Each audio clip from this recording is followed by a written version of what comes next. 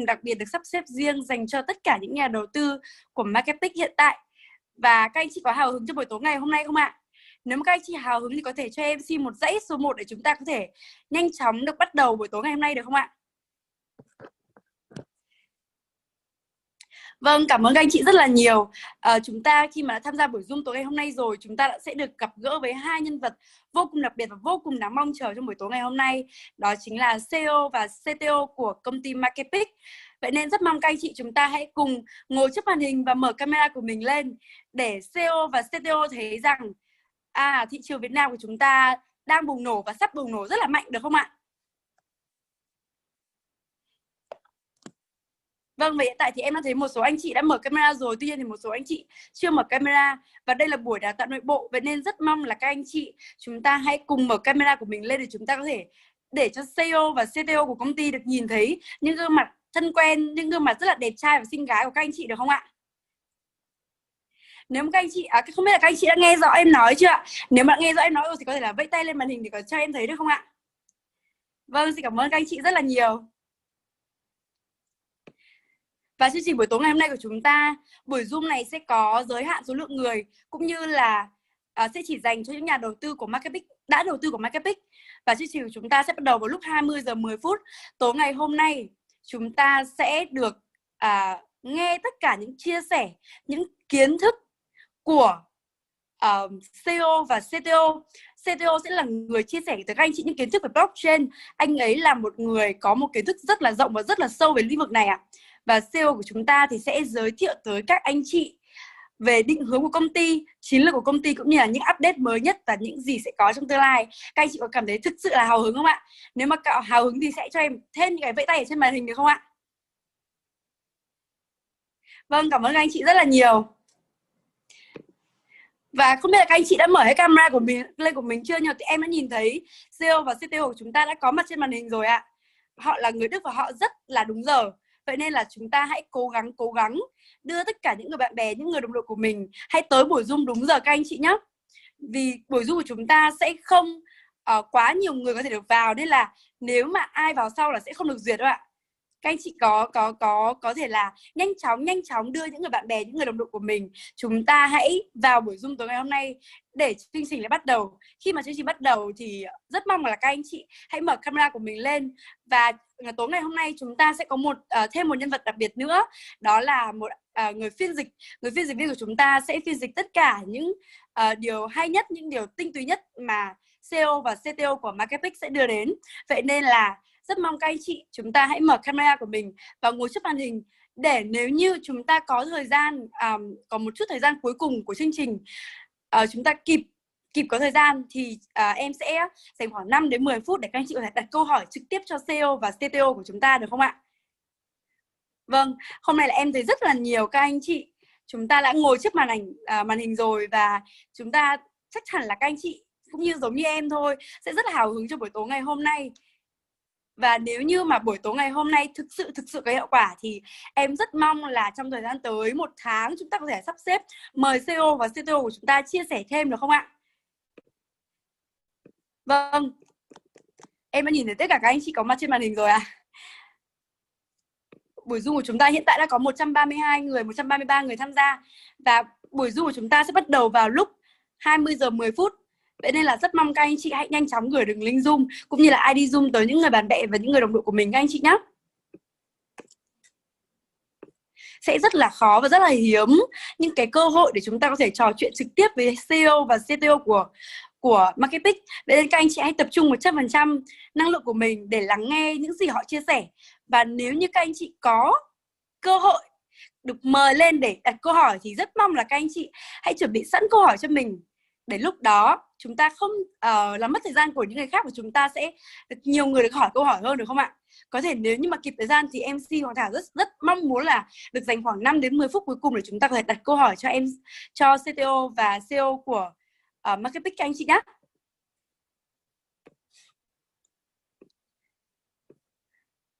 Vâng, và có lẽ là ngày hôm nay thì các anh chị khi mà vào buổi Zoom tối ngày hôm nay là các anh chị đã biết được rằng là buổi Zoom tối ngày hôm nay về cơ bản là có những nội dung gì rồi, đúng không ạ? Và về cơ bản là chúng ta sẽ được gặp ai, Vậy nên là rất mong là các anh chị chúng ta có thể hiện sự tôn trọng và sự chào đón của Việt Nam mình tới với hai vị khách đặc biệt của chúng ta, được không ạ? Lát nữa khi mà bắt đầu chương trình thì em sẽ nói hello tới và tên của CTO và tên của CEO, thì rất mong là các anh chị hãy viết một tràng chữ hello để có thể chào đón họ, để họ có thể là có nhiều năng lượng hơn và chia sẻ tới chúng ta được mạnh mẽ và nhiều điều tuyệt vời hơn, được không ạ? Vâng. Và em xin giới thiệu qua một chút.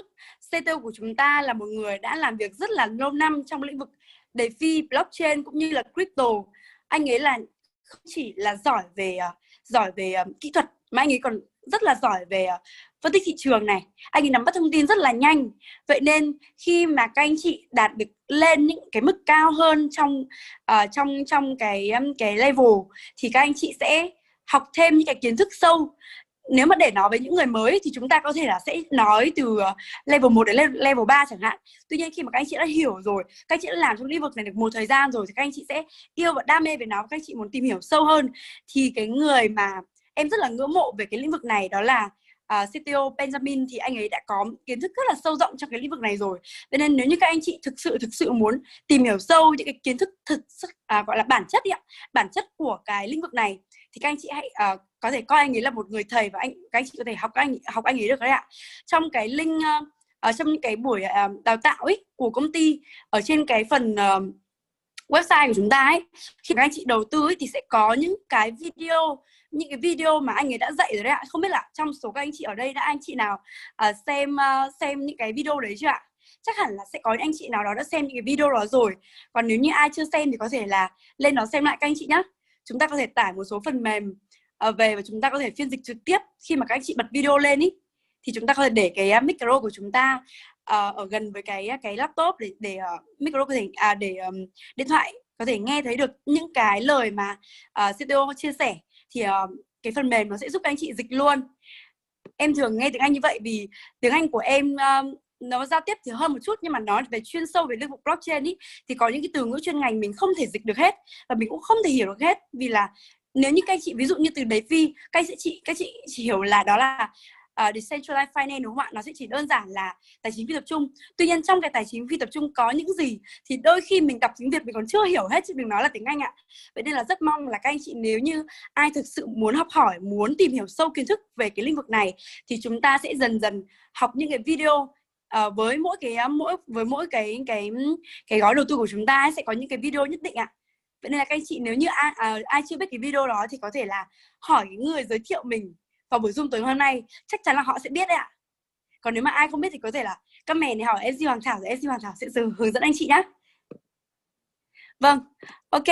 Vâng, và ngày hôm nay thì em đã thấy các anh chị vào buổi Zoom tối ngày hôm nay rất là đông, và rất mong là các anh chị sẽ được thu lượm được những cái điều tuyệt vời nhất, những cái điều thú vị nhất, những cái điều mà các anh chị đang mong chờ nhất. Các anh chị đang mong chờ nhất điều gì trong buổi tối ngày hôm nay ạ?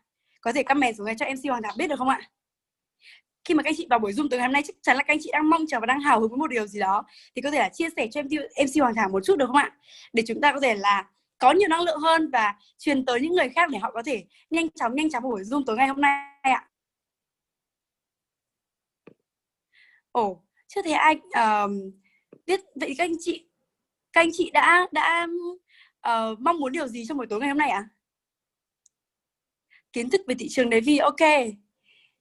Ok, có thể DeFi là một trong những từ khóa rất là mới với chúng ta trong thời gian vừa rồi, và chắc chắn đó sẽ là xu hướng tới. Giống như ở cách đây từ năm 2006-07 nhỉ, khi mà Bitcoin còn chưa lên giá như bây giờ, thì Bitcoin sẽ là một cái gì đó được một vài người dự đoán nó sẽ là trend, nó sẽ là xu hướng sắp tới. Nhưng mà chắc là chúng ta chưa chắc chúng ta đã tin, đúng không ạ? Kiến thức, vâng, cảm ơn các anh chị rất là nhiều. Và khi mà nói về DeFi tại thời điểm hiện tại, nó giống như Bitcoin thời 2006-2007. Vậy nên rất mong là các anh chị đó, ok, em đã nhìn thấy một câu hỏi này. Phát triển dự án như thế nào? Có thể là anh sẽ chuẩn bị sẵn câu hỏi để lát nữa, nếu như mà chúng ta còn thời gian, chúng ta sẽ hỏi CEO và CTO ngay tại đây được không ạ? Đó, câu hỏi của anh có thể là cũng là những thắc mắc của rất nhiều người trong Zoom này đấy ạ. Ok. Được gặp các lãnh đạo công ty, truyền tải định hướng phát triển công ty. Ok anh. Lát nữa thì phiên dịch viên của chúng ta cũng sẽ gửi những cái câu hỏi này tới CEO và CTO nếu như chúng ta còn kịp thời gian sau khi họ chia sẻ các anh chị nhé.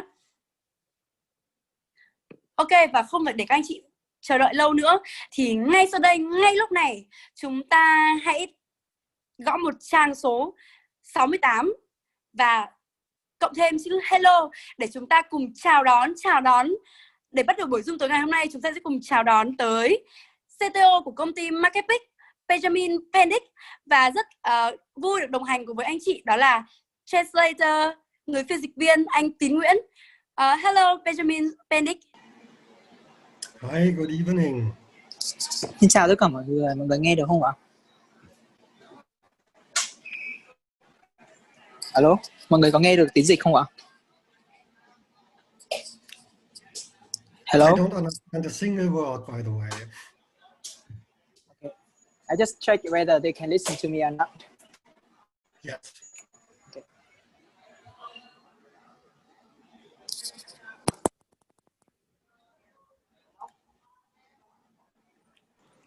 Nghe rõ rồi anh Tín nhá. Okay. You can start now. Okay, my turn then, yes? All right. Let me share my screen. And here we go. Okay, I think you should all be seeing the Marketpeak logo and background. Is that correct?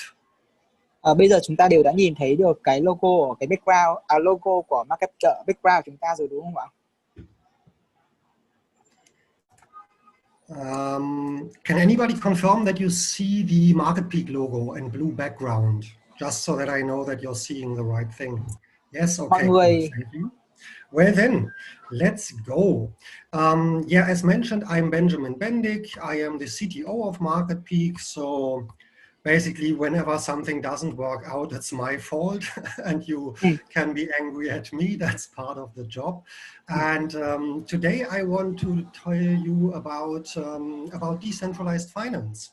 Okay. What that is already, what it can be in the future, and why excuse me, can I translate? Such an exciting thing to be part of, particularly in the early start phase that we are in right now. This will take about 30 to 45 hello, minutes, Mr. Benjamin, can I translate? How much I rant about, but we will see. Excuse me? I don't think we will have time for questions today. I try to make it as clear as I can. So let's just get started. Excuse me, Benjamin. We have a translator in the chat today. Okay, that is good to know. All right. But can you stop for me for a while? I need to translate for them. Well then, yeah, let's get started. I will make breaks for the translator to catch up. Let's see how it works. Yeah, okay. So, decentralized finance. Okay. Xin chào tất cả mọi người. The term is coming is coming to prominence more and more. We stumble upon the words decentralized finance, or DeFi for short, more and more online. And what does it even mean? So purely technically Benjamin, speaking, can you stop for a while? It's short for decentralized finance. So it's just an abbreviation for that. Decentralized finance. Decentralized here is meant in a very technical term way, also governance way, but it basically means that it should happen on a public distributed ledger technology.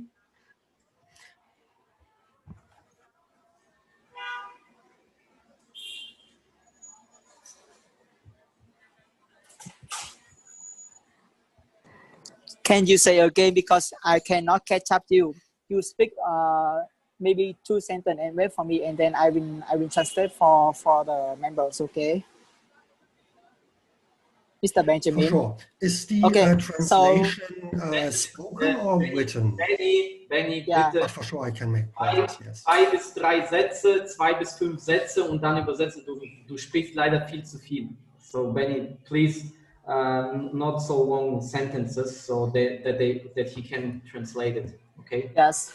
So can you start all over again, because I don't remember what you said just now, because you said too fast and too long.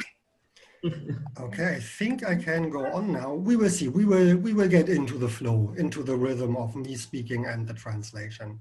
Yeah. We will figure it out. Yeah, so can you start all over again? DeFi is just short for decentralized finance. It happens on public distributed ledger technologies. That is usually blockchains. Because if the blockchain or DLT is not public, then it's also by definition not decentralized.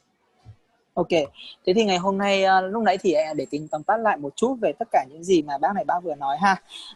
Bác Benjamin này thì là CTO của dự án Marketpeak mà chúng ta đang làm việc ở đây, và lúc đầu bác có nói là I'm not used to working with live translation. I'm sorry. Và lúc nãy bác có nói rằng là nếu như mà trong cái dự án này có bất kỳ một vấn đề gì liên quan đến vấn đề kỹ thuật thì bác ấy sẽ là cái người chịu trách nhiệm để mà khắc phục tất cả những vấn đề liên quan đến kỹ thuật như thế.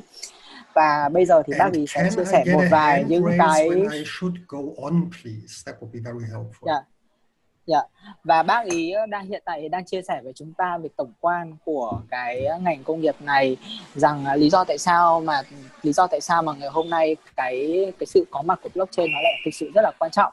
Vì hiện tại thì tất cả cái nền công nghiệp của chúng ta hiện tại thì đều đang chuyển hướng sang cái việc là giao dịch online, và chính vì như thế nên là chúng ta sẽ cần có những cái sự bảo mật và cái sự minh bạch ở đây. Thế nên ngày hôm nay chúng ta mới có được một cái thuật ngữ nó được gọi là decentralized, tức là cái decentralized finance. Ở đây có nghĩa là cái tài chính phân quyền. To know when I should continue speaking. Benjamin, it's very easy. It stops to talk. To wrap the technical definition of DeFi up, it is managed by smart contracts. Benjamin, you hear me? Everything decentralized means it's managed by smart contracts that run on a distributed ledger technology. Usually that is a blockchain. Benjamin, you hear me or not? Benjamin, do you hear us? Hello, Benjamin, you don't hear us. It's really crazy. Benjamin. Oh, he has a very, very big delay. Benjamin has a very big delay. Yeah. Oh, do I hear? Okay. You has a very big delay. It's crazy. So I don't know what to do about that. Yeah, so if you talk some sentences, then you will hear the translator, and if you don't hear anything, then you can go on. Yeah, so it's simple. Okay, then I need to use headphones because otherwise you have an echo. Let me get the headphones. Yeah. Okay. That's why I had the sound off. That's why I didn't hear you. Okay. Yeah, that's the problem.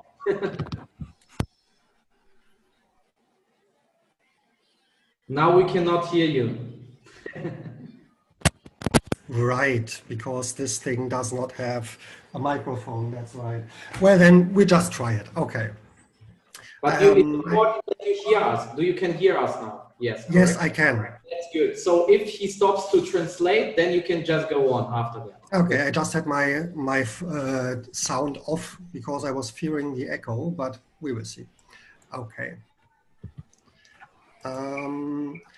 So what are the defining features of decentralized finance? Not so much how it works, but what it can do for us. This is what we will come to now.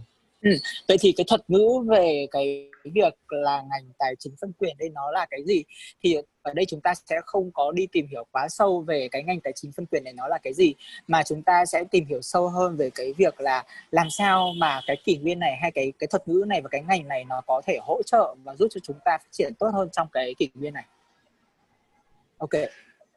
So one point is a bank is no longer necessary. In the world of decentralized finance, you don't need a bank anymore.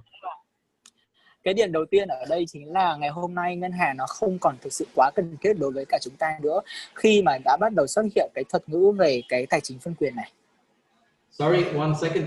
Benjamin, please share again your screen because there is no screen, I think. Yeah. Oh, okay. Thanks for notifying me. I didn't notice. Should be back now, right? Yeah. You can go on. Sorry. Okay, sorry. Yes, because in the world of decentralized finance, everyone is his or her own bank, right? Today, a bank is used to store your money for you, but somebody else is storing it. The bank is storing it. in the blockchain and DLT world, you store your own money, no third party.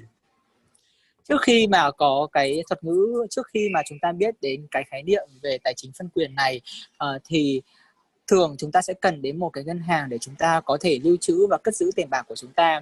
Nhưng mà kể từ khi mà có cái sự xuất hiện của cái việc tài chính phân quyền như thế này, thì mỗi một cá thể trong số chúng ta sẽ tự có được cái ngân hàng của riêng mình, và đây cũng chính là cái nơi giúp cho chúng ta lưu trữ được tiền của riêng mình và bảo vệ nó. And to go on with the middleman that we can cut out in the DeFi world, the next would be notaries. So the people that if you buy a piece of land, then you have to go to a notary that signs that both parties are who they say they are and so on. And you don't need these either anymore, because this confirmation of identity and intent is inherent in distributed ledger technologies. Và đặc biệt cái điều quan trọng thứ hai là với cái sự xuất hiện của cái ngành tài chính phân quyền như thế này, thì ngày hôm nay chúng ta sẽ không cần đến những cái bên lập pháp trung gian. Ví dụ như là trước kia ấy, khi mà chúng ta mua những cái mảnh đất thì chúng ta sẽ cần phải có chính quyền đứng ở giữa để mà họ chính là cái nơi xác thực về những cái giao dịch mà chúng ta đã hoàn thành nó như thế nào. Nhưng ngày hôm nay thì với những cái cuốn sổ cái phân quyền mà chúng ta có như ngày hôm nay, thì đấy nó đã chính là cái nơi chứng minh được tất cả những cái giao dịch của chúng ta nó có cái tính minh bạch như thế nào rồi. Vì vậy chúng ta đã có thể cắt bỏ đi được những cái bên trung gian ở giữa, và nó giúp cho công việc của chúng ta nó đơn giản hơn.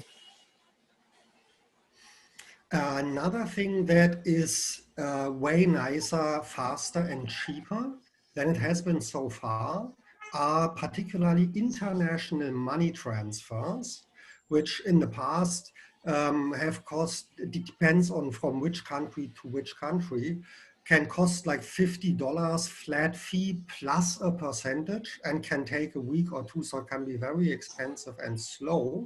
If we use cryptocurrencies for that, it is way cheaper and way faster.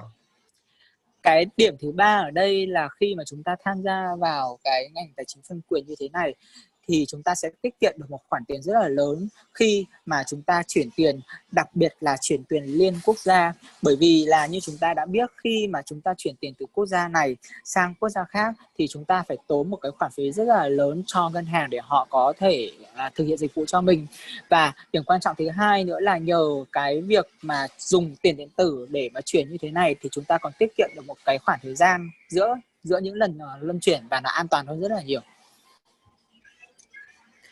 And another issue with international money transfers or money transfers in general is that about 31% of all humans don't even have a bank account where you could send money to or they could send money from. And even alone in the United States of America, 55 million people do not have a bank account. Và có một cái thực trạng là khi mà chúng ta đang muốn giao dịch qua các tài khoản ngân hàng, thì theo thống kê hiện tại là 31% dân số toàn cầu hiện tại không có tài khoản ngân hàng. Và thậm chí rằng ở những quốc gia rất phát triển như Canada và ở Mỹ thì theo thống kê là đang có tổng khoảng là 55 triệu người hiện tại là thậm chí cũng không có tài khoản ngân hàng để có thể giao dịch.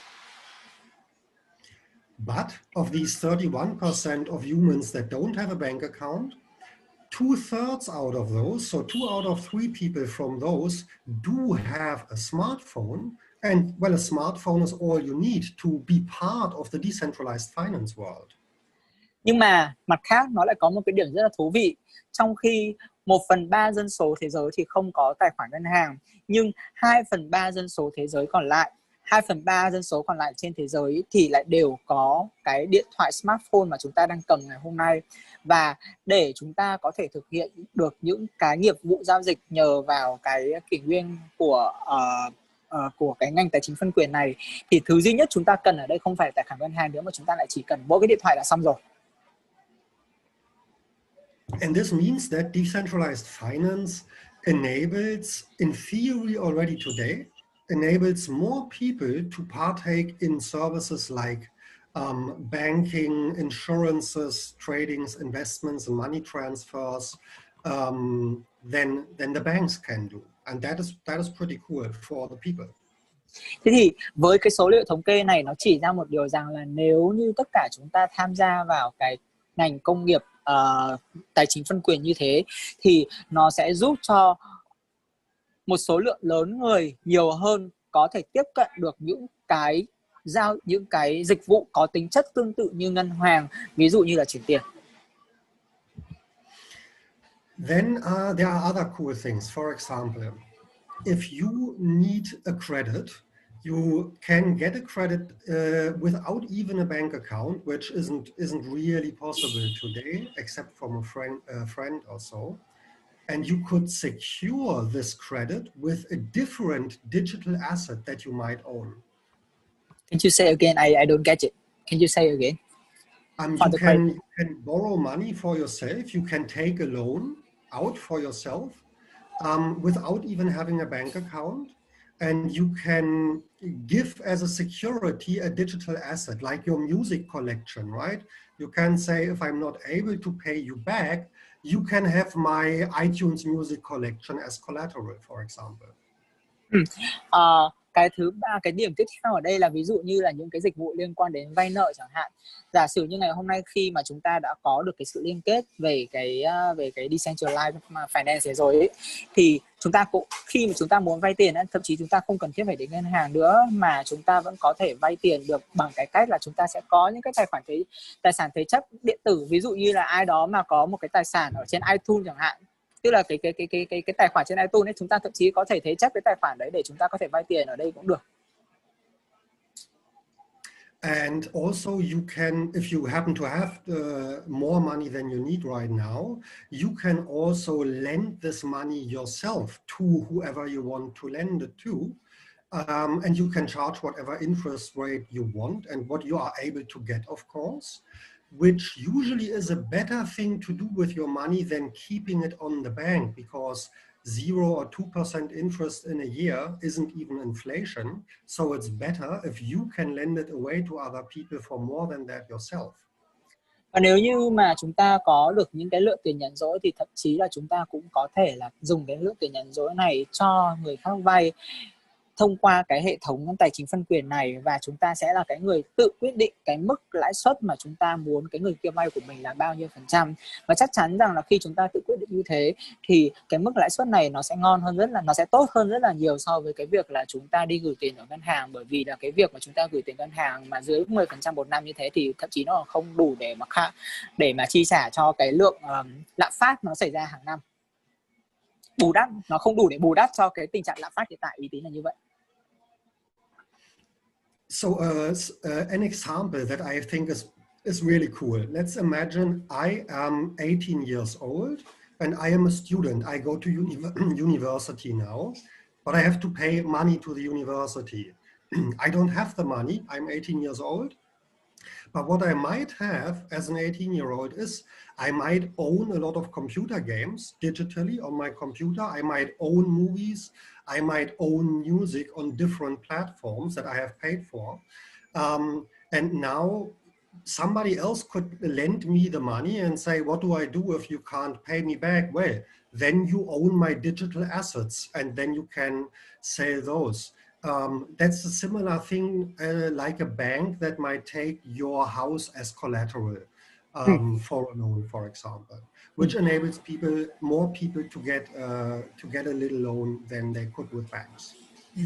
Và với những cái điều mà tôi vừa nói trên thì nó sẽ rất là thú vị, nó sẽ rất là tốt, đặc biệt là ngày hôm nay các bạn sinh viên chẳng hạn, khi mà các bạn chưa có tiền và các bạn cần một cái khoản tiền để các bạn phải chi trả học phí chẳng hạn, thì các bạn thay vì là phải ra ngân hàng vay tiền thì các bạn hoàn toàn có thể tận dụng cái nền tảng này để các bạn có thể vay một cái khoản tiền để mà các bạn chi trả học phí.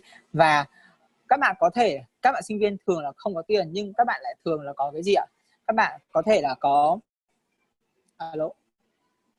các bạn có thể là có máy tính này, rồi các bạn có thể có những cái tài sản điện tử, ví dụ như là các bạn có những cái tài khoản trên iTunes, hoặc các bạn có những cái tài khoản phim chẳng hạn, thì các bạn hoàn toàn có thể sử dụng những cái tài sản điện tử như thế dùng làm cái thứ để thế chấp cho cái người mà họ cho các bạn vay tiền, và nhờ vậy các bạn có thêm được cái công cụ để các bạn vay được tiền và chi trả được những cái sinh hoạt phí hàng ngày các bạn cần. And another thing that we can decentralize and again cut out the middleman and save money by doing so are exchanges and trading platforms. So on a centralized exchange, the exchange itself, which is a company for profit, takes a bit of a fee from every transaction you make. This is money that you pay and then you don't have it anymore. On a decentralized exchange, where everything runs with smart contracts, there isn't necessarily a company to take a fee. So all you do is pay the transaction fee to the smart contract, but you don't pay 1 or 2 or 3% of however much you're sending. And if you're sending 10 or $100,000 worth, then 1% or 2 or 3 is a lot of money already, which you just completely save if you use a decentralized exchange. Và khi mà có cái sự so sánh giữa cái sàn giao dịch của cái nền kinh tế tập trung và cái sự giao dịch của nền kinh tế phi tập trung, thì chúng ta sẽ thấy được một cái điểm rất là thuận lợi là như thế này.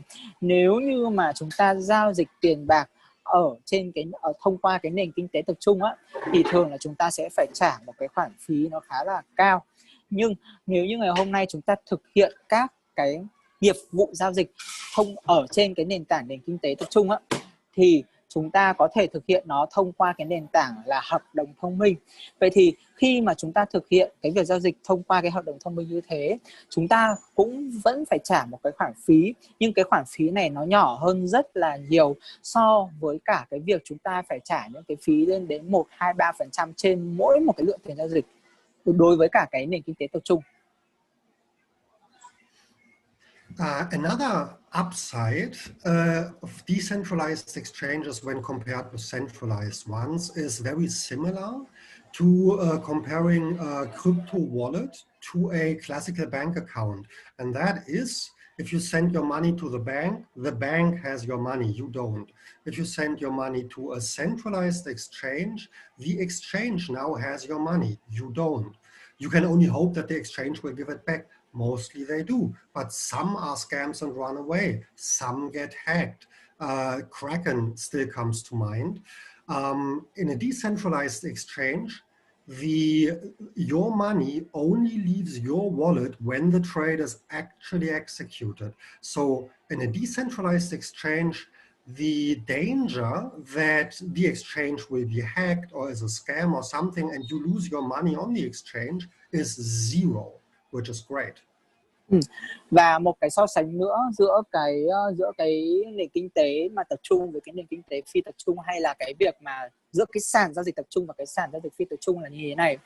Khi mà chúng ta chuyển tiền vào trong một cái tài khoản ngân hàng của chúng ta ở cái nền kinh tế tập trung thì ngân hàng có tiền, với lúc này chúng ta không có tiền.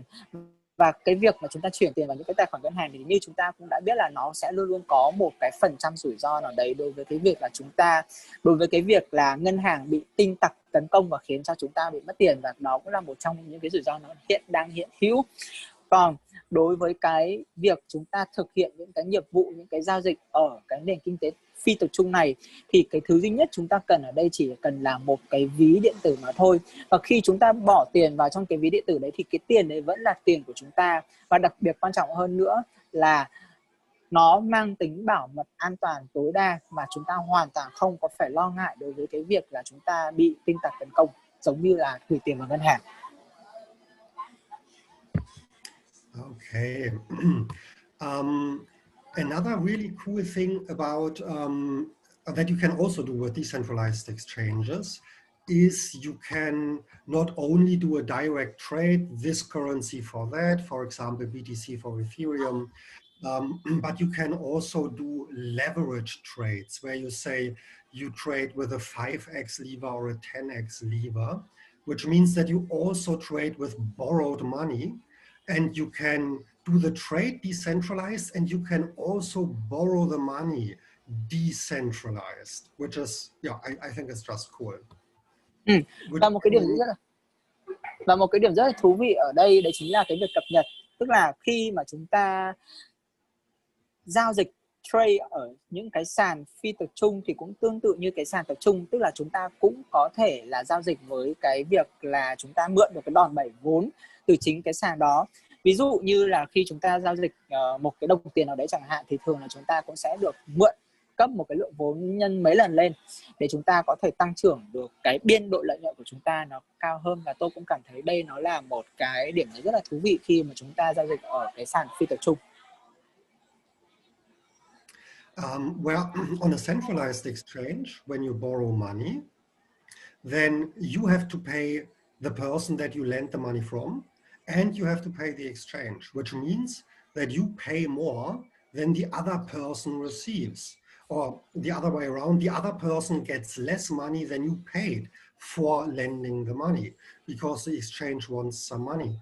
On a decentralized exchange, it's directly from borrower to lender, and so the borrower gets more money and the lender has to pay less than on a centralized one, because again, the middleman is not there and doesn't take money out of it.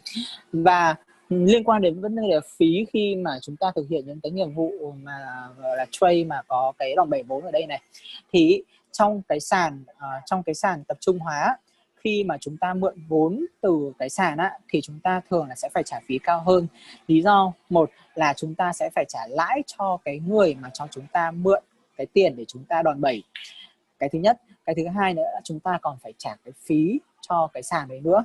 Nhưng đối với cả cái sàn phi tập trung thì chúng ta cắt được đi từ một cái khoản phí đến từ bên trung gian.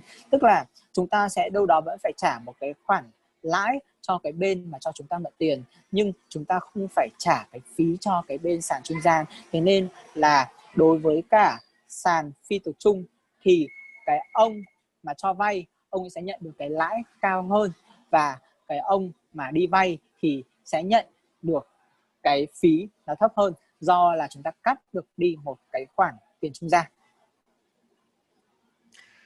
Another thing that is massively improved with decentralized finance is the so-called over-the-counter trading. What that means is basically just a direct exchange of one cryptocurrency, usually a cryptocurrency, to another one, which in the past had to be done, either you meet in the physical world and then you sit down for 10 minutes or for an hour and you wait till your transactions are done in both directions, or you really have to trust someone, because, for example, Bitcoin transactions are way slower than Ethereum transaction.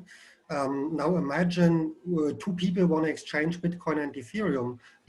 If they both send at the same time, the person who sends the Ethereum does no longer have his or her money earlier than the person sending the Bitcoin. So in theory, the person sending the Bitcoin could just say, oh, it didn't work, and keep the Ethereum and not send the Bitcoin back. But with the smart contracts, we can make this impossible. I'm sorry, I don't really get it. Can you explain again? Imagine we want to exchange Ethereum and Bitcoin. One is fast, Yes. one is slow. If we both at the same time, the Ethereum is there in a minute or two, and the Bitcoin can take 10 minutes or an hour even. And you know this. So when I have your Ethereum already, I can just tell you, yes, I sent the Bitcoin. It still takes time, but I don't even send it. But I already have your Ethereum and you can do nothing. Tức là ở đây là khi mà chúng ta thực hiện những cái việc giao dịch qua cái sàn phi tập trung như thế này thì ý nôm na ở đây tức là nó sẽ giúp cho chúng ta là có được thực hiện cái việc giao dịch nó nhanh hơn rất là nhiều so với cả cái việc là chúng ta giao dịch trực tiếp giữa người với người. Bởi vì ví dụ như là nhiều khi mà chúng ta có những cái khoản giao dịch chuyển đổi từ ETH sang Bitcoin chẳng hạn, thì ví dụ như là cái bố ETH mà bố ý mất đâu đó tầm khoảng là 5 phút để có thể chuyển, nhưng mà bố Bitcoin để mà có thể chuyển được thì bố ý đâu đó mất tận 10 phút để chuyển cơ.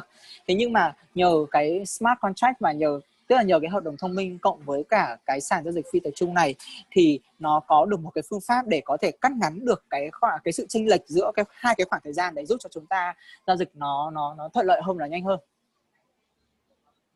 Okay. Whereas when we use a smart contract for that, I will show an example for this later too. We can just tell the smart contract, as an example, if I send you 20 Ethereum and somebody else sends you 1 Bitcoin, then exchange. If this does not happen within an hour, for example, then just send the money back to the sender and the trade doesn't happen. And so with this contract, you have zero danger of losing your money. Either the trade executes successfully on both sides, or the trade gets cancelled and the smart contract sends the money back to you. Và nói về cái lợi ích, cái thuận lợi đối với cái việc chúng ta sử dụng cái smart contract là cái hợp đồng thông minh này là như thế này. Nếu như trước đây không có cái hợp đồng thông minh để giao dịch á, thì ví dụ mà chúng ta sẽ có một cái rủi ro là khi mà ví dụ mình có 20 Ethereum và chúng ta muốn giao dịch đổi lấy 1 Bitcoin, thì giả sử như là cái việc giao dịch từ 20 Ethereum đổi 1 Bitcoin này nó bị thất bại ấy, thì chúng ta sẽ có một cái rủi ro trong cái việc là chúng ta chuyển ETH đi rồi nhưng chúng ta không nhận lại được khi mà giao dịch bị thất bại. Nhưng đối với cái việc chúng ta giao dịch thông qua cái hợp đồng thông minh như thế này thì chúng ta sẽ hoàn toàn không bao giờ phải lo ngại cái việc là chúng ta sẽ không nhận lại được cái tiền khi mà giao dịch nó thất bại hay nó thành công. Chúng ta không phải lo cái điều này, nó sẽ đảm bảo chúng ta được cái sự an toàn tuyệt đối trong cái việc giao dịch này.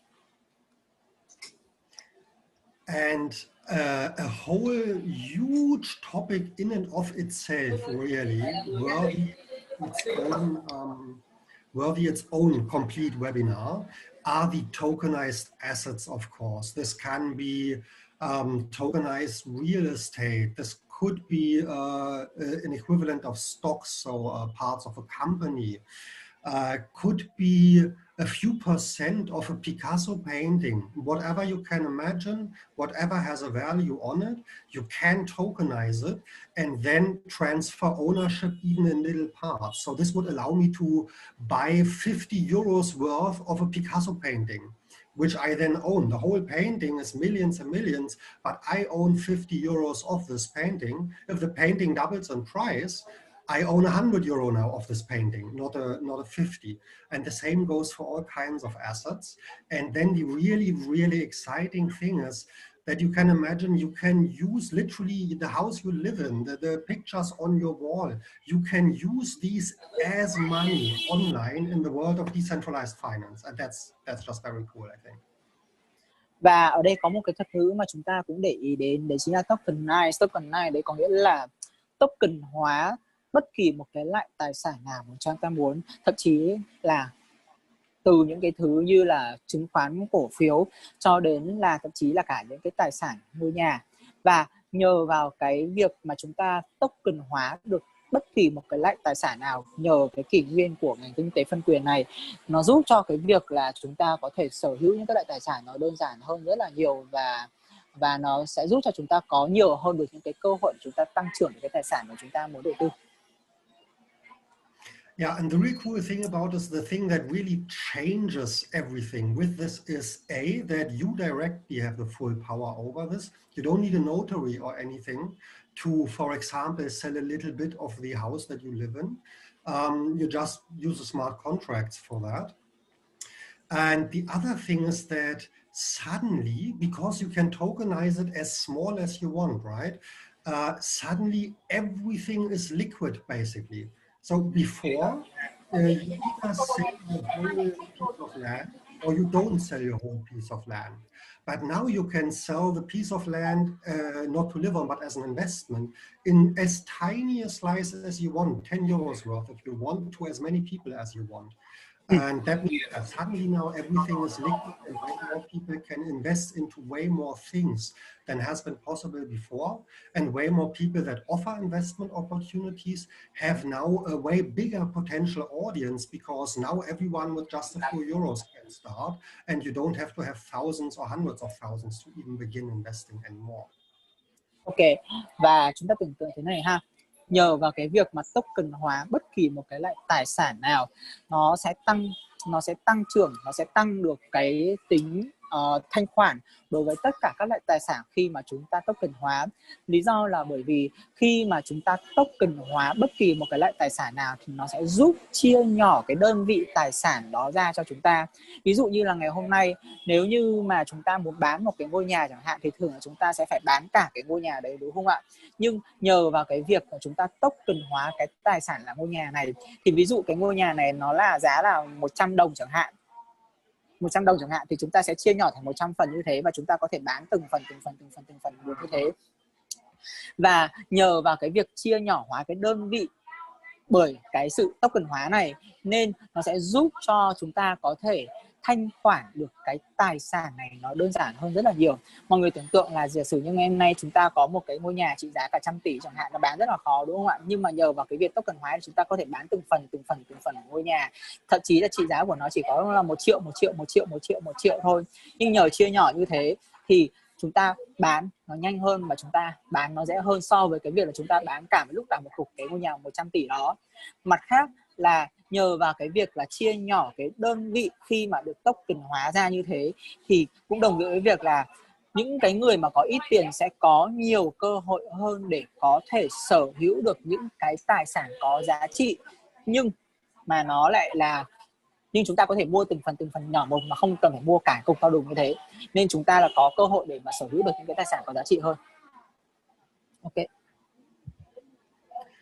But of course, everything has its issues as well. Everything has its problems and its challenges, and so does DeFi. So now we come with the challenges that are still being worked on, that still need to be overcome in part before DeFi will really change everything. Everything has the challenge, everything has the pros and cons, right? Yeah, everything has issues and problems and challenges. Exactly. Now we get to the challenges. Ok. Và tất nhiên rằng là ở đây thì chúng ta cũng phải rất là thành thật với nhau, tức là tất cả mọi thứ nó sẽ đều có hai mặt của nó sẽ đều có những cái thuận lợi và nó cũng sẽ có những cái sự thử thách ở đây. Thế thì khi mà chúng ta đi sâu vào trong cái lĩnh vực mà tôi vừa chia sẻ thì cái thử thách đối với chúng ta là cái gì? So one issue is a half technical issue, and excuse the typo, please. And that is that usually blockchains or DLTs, code is law. That means a smart contract that has been deployed is as it is and will stay forever as it is. That's how most platforms work. Excuse me, can you say again? Excuse me, I'm a bit fast again, I guess. So code, source code is law in blockchains. That means when I deploy a smart contract that has a bug, a coding error, then I can't change it anymore. Then it just is broken, basically. And now it's there, and I can't touch it anymore. Ý là ở đây rằng là khi mà chúng ta đi vào trong cái khi mà chúng ta tham gia, khi mà chúng ta bắt đầu bước chân vào trong cái lĩnh vực này ấy, thì thứ nhất là tất cả những cái code, tức là cái việc mà chúng ta mã hóa nó sẽ là cái luật rồi. Tức là thế này, ví dụ như ngày hôm nay khi mà chúng ta đưa ra một cái thông tin và nó được mã hóa như thế thì cái thông tin đấy nó sẽ mãi mãi không được thay đổi, nó sẽ khóa cứng ở đấy luôn. Dạ. And so far, there are two really big solutions that could become these solutions, or will certainly become part of the solutions for this very core and serious problem. And the one is to enable the code to be updated after it has already been deployed. Then we would basically weaken this code is law a bit and say, well, code is law, but in some cases, you can change your contract or update it after the fact. That is one possible solution. Vậy thì đối với cái việc, đối với cả cái khó khăn này, cái thử thách này thì chúng ta sẽ làm thế nào? Thì cái giải pháp đầu tiên ở đây là ví dụ như là chúng ta đưa ra một cái thông tin là A là như thế, nhưng mà chúng ta nhận thấy rằng là nó không còn phù hợp nữa, thì chúng ta có thể là update nó, chúng ta cập nhật nó và nói rằng là cái thông tin A này nó không còn phù hợp nữa, thế nên là tôi thừa nhận rằng là tôi cần phải bổ sung thêm là cái A phẩy hoặc A cộng gì đó. Và nhờ vào cái việc là sao chép và ghi đè như thế thì chúng ta vẫn có thể xử lý được cái tình trạng là nó quá cứng nhắc như vậy. And another solution for this, and there already exists one of those, which I think is super cool, is a completely non-technical solution to the technical problem. So the banking system, the national as well as international banking systems, they get hacked every day. They lose millions and millions of dollars every single day to hackers because the security is terrible. But nobody cares. And the solution that the banks have for this is not make the technology safe. It is, let's just get insurance. So that is the bank's non-technical solution to a technical problem. But the same can go for smart contracts. You can just insure your smart contract, pay for that. And if it breaks and causes damages, the insurance will pay it.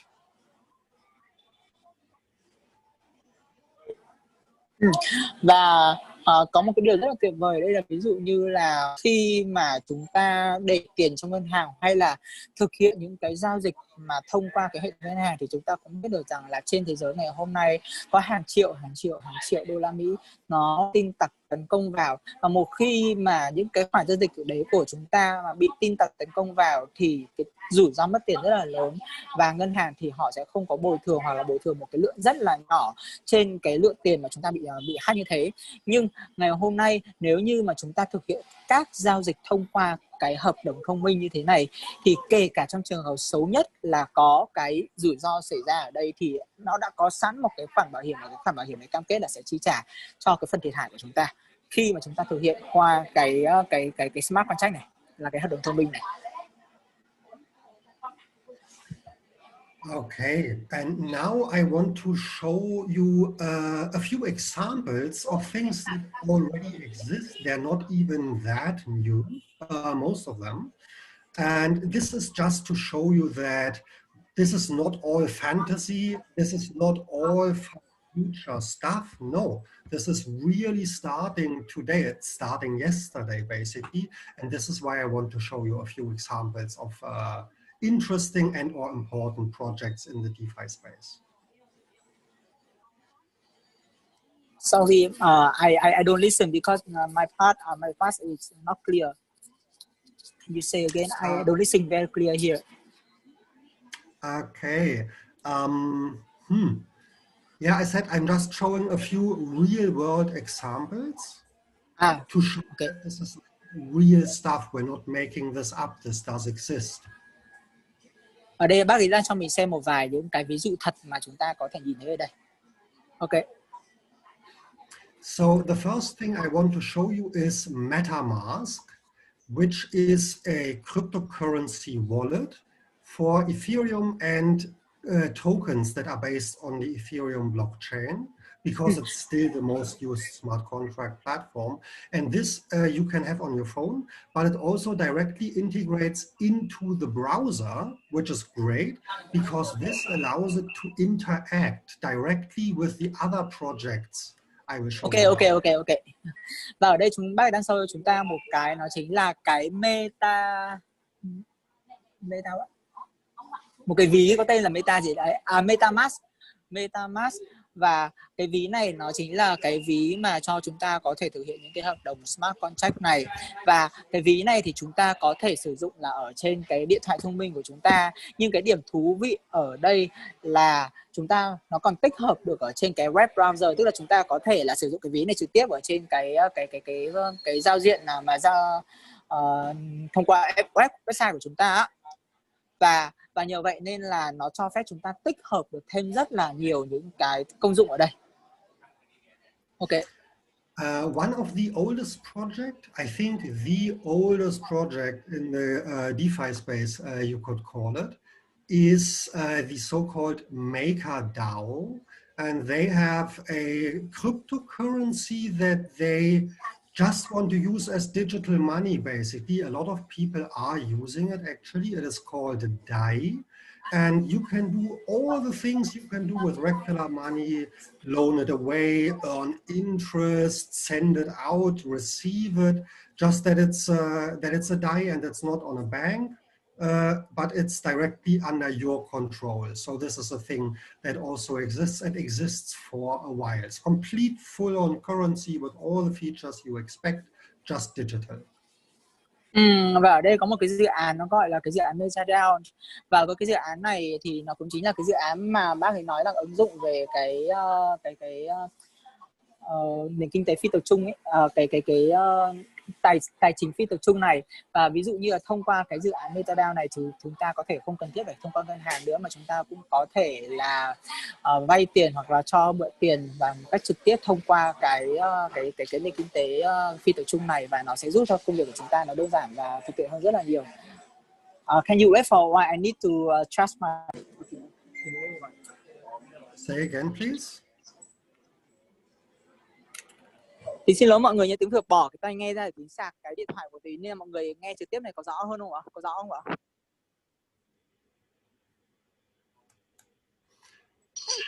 Có, nghe rõ nhá. Ok rồi. Tín bỏ cái màn hình của Tín đi nhé, bởi vì Tín phải đưa mồm vào trong cái mic. Okay. Then another interesting thing, I think this was the first decentralized crypto exchange, or one of the first, maybe the first. It's called DYDX, and yeah, it's a decentralized exchange, one of the older ones. They are already making quite a bit of, well, they're not making a lot of money, but they are trading a lot of money. And as you can see, it has an interface, as you know, from centralized exchanges as well. But it's decentralized, it's one of the first, and it's pretty cool, yeah. Ok, ở đây thì mọi người có thể nhìn thấy cái sàn giao dịch có tên là, mọi người có thể nhìn thấy cái sàn giao dịch có tên là DYDX. Và cái sàn này thì nó đã giao dịch được một khoảng thời gian rồi, và cái khối lượng giao dịch ở đây nó cũng đã khá rồi. Đó, nói chung là bác ý cũng đã show cho chúng ta nhìn thấy được cái sàn giao dịch mà nó đã ứng dụng cái nền kinh tế phi tập trung này.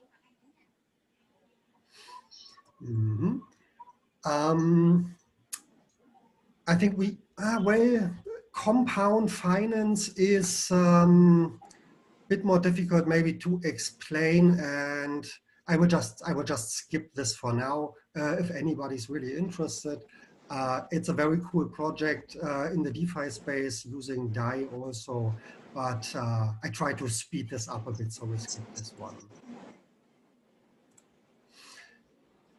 Bác đang nói về một cái dự án mà có thể, bác đã vừa nói qua một cái dự án nó liên quan đến cái việc giúp chúng ta có thể nhận được cái lãi kép ở đây nhờ một cái protocol, là nhờ một cái giao thức đặc biệt. Nhưng mà thôi, cái này thì nó hơi sâu nên là bác ấy tạm thời sẽ bỏ qua. Nhưng mà nếu như mà ai thực sự quan tâm đến cái dự án này thì bác có thể chia sẻ cho một cái sự khác, bởi vì là ở đây bác cần phải tiết kiệm thời gian hơn cho mọi người.